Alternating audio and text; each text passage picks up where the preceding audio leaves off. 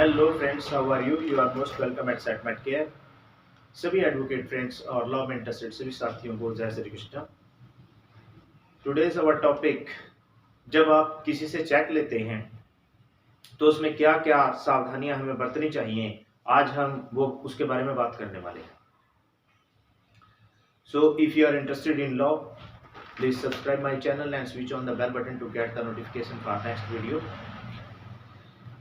सबसे पहली बात, जब हम किसी से चेक लेते हैं, सपोज आपने किसी को लोन दिया है, फ्रेंड लोन दिया है या फिर किसी और तरह से आपकी पेमेंट कहीं पर ड्यू है और आप उसके बदले में उस व्यक्ति से चेक लेते हैं, तो जब आप चेक लेते हैं तो आपको क्या क्या सावधानियां उस समय बरतनी चाहिए, क्या क्या फॉर्मेलिटीज जो है वो करवानी चाहिए, आज हम उसी के बारे में बात करने वाले हैं।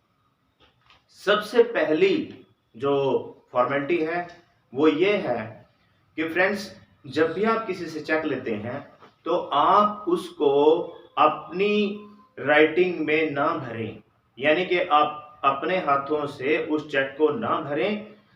कोशिश कीजिए कि वही व्यक्ति जो है वो अपने हाथों से उस चेक को भर कर दे, आपका नाम लिखे, उसमें डेट लिखे और पेमेंट भी लिखे और फिर सिग्नेचर करे। सबसे पहली बात तो ये है।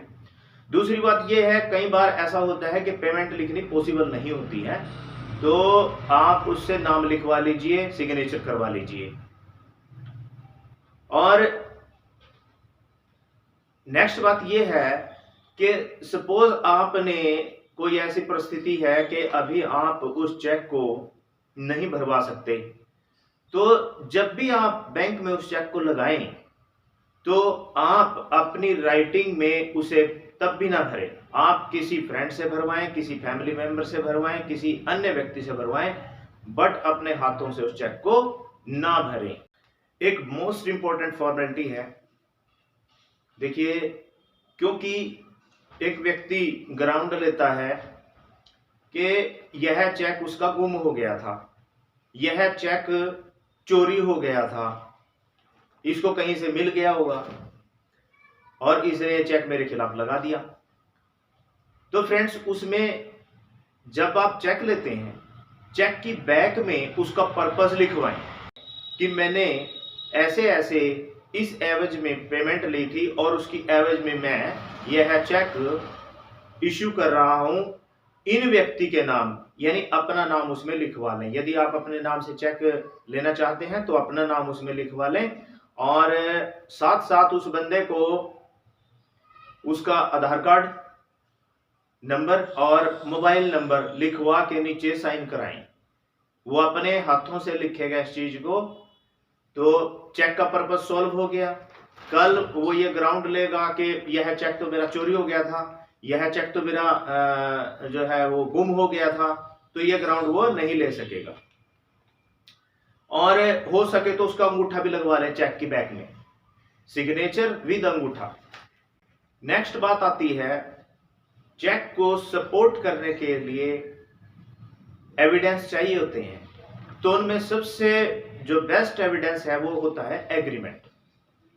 यदि आप किसी से चेक ले रहे हैं फ्रेंड्स, तो आप उस समय के एग्रीमेंट बनवा लीजिए, एग्रीमेंट में लिखवा लीजिए उसका पर्पस और एग्रीमेंट में लिखवा लीजिए उसका पेमेंट और जो भी उससे संबंधित जानकारी है वो एग्रीमेंट में लिखवा लीजिए।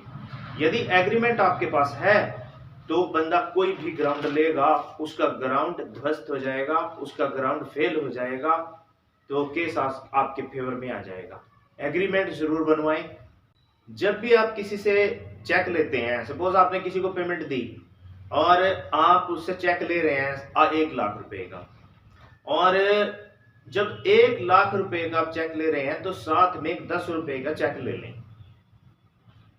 10 रुपए का चेक किस लिए फ्रेंड्स?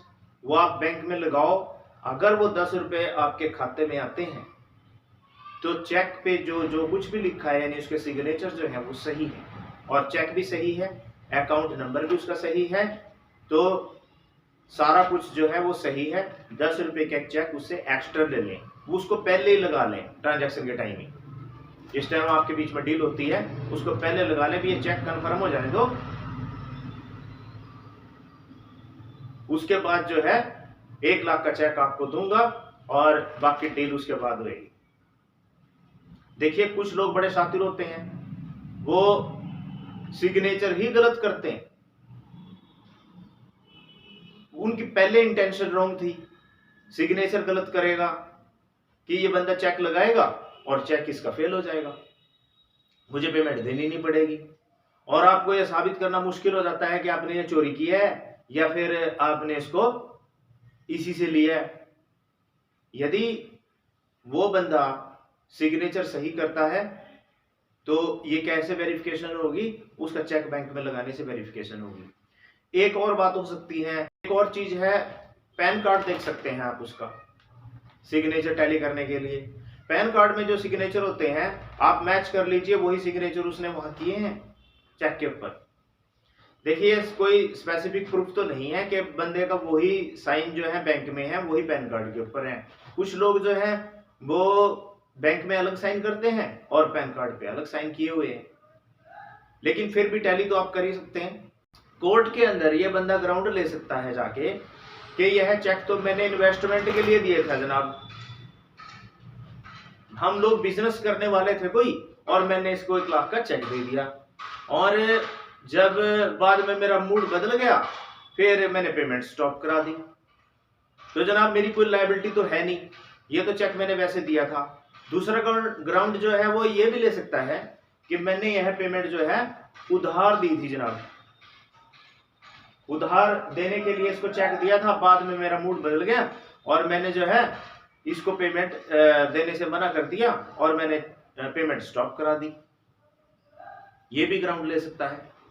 तो यदि आपके पास एग्रीमेंट है तो उसके ये ग्राउंड नहीं चलेंगे। एग्रीमेंट है या फिर चेक के पीछे लिखा हुआ है तो उसके ग्राउंड जो है वो काम नहीं करेंगे, उसको पेमेंट देनी ही पड़ेगी और आपके केस में ज्यादा लंबा समय भी नहीं लगेगा। एक बात और है लीगल नोटिस की, जब हम लीगल नोटिस भेजते हैं उसको, लीगल नोटिस में एक प्रॉब्लम आती है एड्रेस की। तो एड्रेस के लिए जब भी आप किसी के साथ डील करते हैं, ऐसी चेक लेते हैं, उसके साथ उसका आधार कार्ड जरूर ले लें और उसके ऊपर उसके सिग्नेचर करवा लें। उसके ऊपर भी पर्पस लिखवा सकते हैं कि मैं यह चेक जो है इशू कर रहा हूं इनको और उस पर्पस के लिए ये आधार कार्ड मेरे ले रहे हैं, और नीचे उनका सिग्नेचर करवा लीजिए, यानी कि सेल्फ अटेस्टेड आधार कार्ड की कॉपी उनसे आप ले लीजिए। एक बहुत ही इंपॉर्टेंट बात है वो भी आपको ध्यान रखनी है, सपोज आपने अपने अकाउंट से उसको पैसे दिए थे या फर्म के अकाउंट से उसको पैसे दिए थे और चेक आपने ले लिया अपनी वाइफ के नाम, तो प्रूव करने में आपको बहुत प्रॉब्लम आएगी।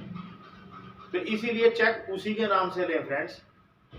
अगर फर्म के अकाउंट से उसको पैसे गए थे तो फर्म के नाम से चेक लें, और अगर आपके अकाउंट से गए थे तो आप अपने नाम पर चेक लें, जिसके नाम पे एग्रीमेंट हुआ है उसी के नाम से चेक लें।